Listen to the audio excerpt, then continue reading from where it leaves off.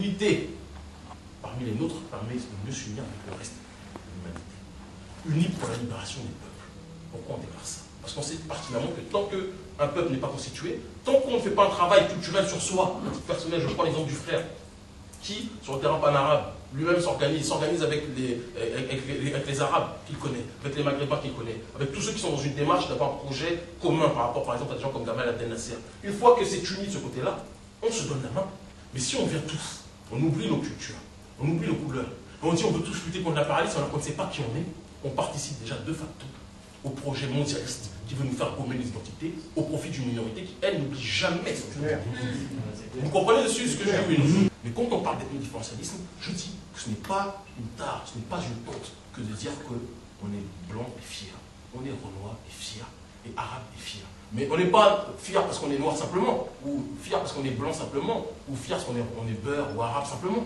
On est fier parce qu'il y a une dignité qu'on énonce en s'enracinant dans le combat qui a été effectué antérieurement par nos prédécesseurs, par nos aînés. Et quand je dis nos aînés, je ne dis pas tous les aînés, parce qu'il y a des traits franchis chez nos aînés, comme il y en a aujourd'hui ici.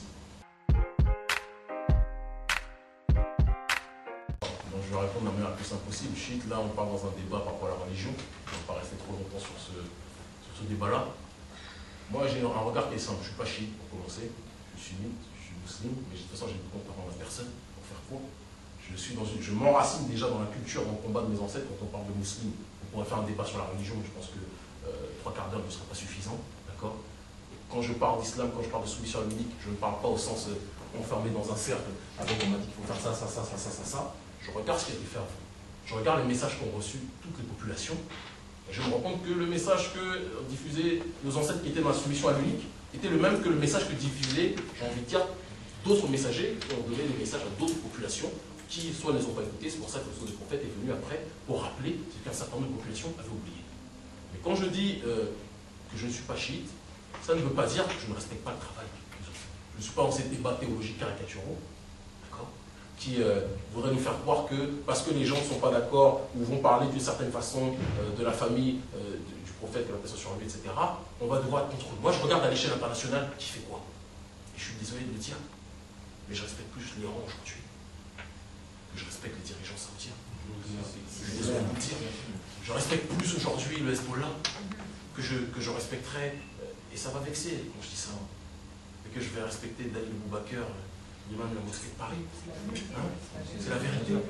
Je préfère des gens avec lesquels j'ai des désaccords profonds, et l'unique Allah jugera par lui-même qui est bon et qui est mauvais. Donc je ne suis pas chiite, je le dis et je le redis une dernière fois.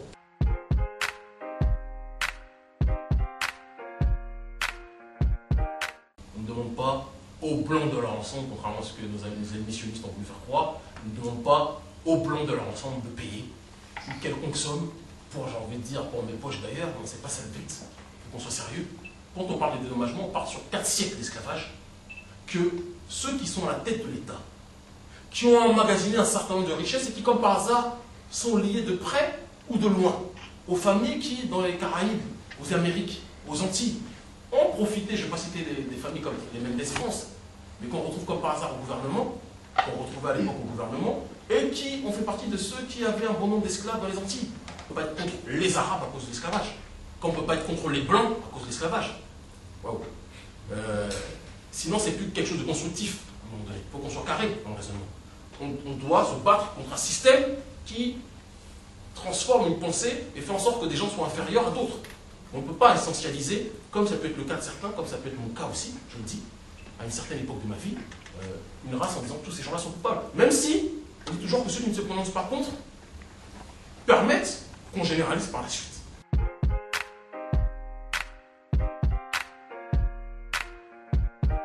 Il existe, en effet, des attaques de l'esclavage et du racisme d'Arabes contre des Noirs dans certains pays, et nul besoin de le nier. Je le condamne de la manière la plus viscérale possible.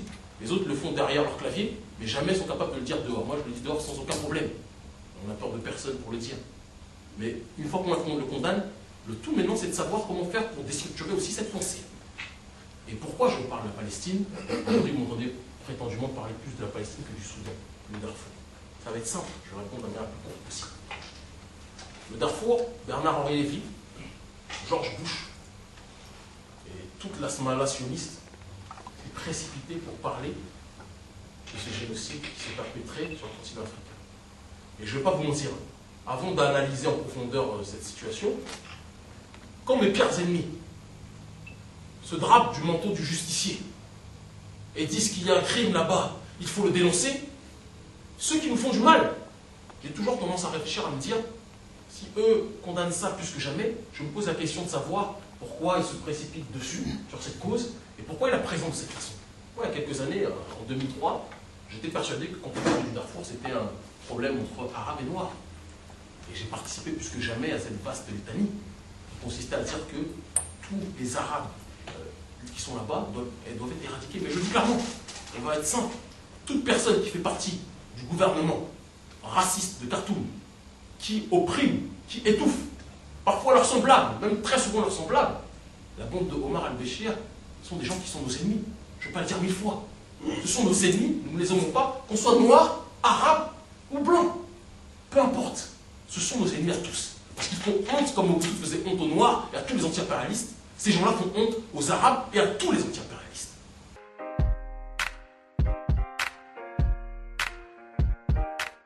Parce que la Palestine est l'épicentre, politiquement parlant, de la politique internationale. Ce qui changera en Palestine, et je ne dis pas ça, le fait de dire ça ne fait pas de moi quelqu'un qui suit... parce que certains ont cru toujours cacher derrière leur ordinateur, parce que généralement les gens n'ont pas le courage de me parler en face. D'accord? Mais derrière l'ordinateur, oui, Kémy Séba, il ne parle que de la Palestine, il aime les Palestiniens. Je ne sais pas, je ne sais rien. C'est des blagues que j'entends très drôles, moi, mais soyons sérieux. Ce n'est pas parce que j'ai un amour inconsidéré de la Palestine que je vais dénoncer ce sujet.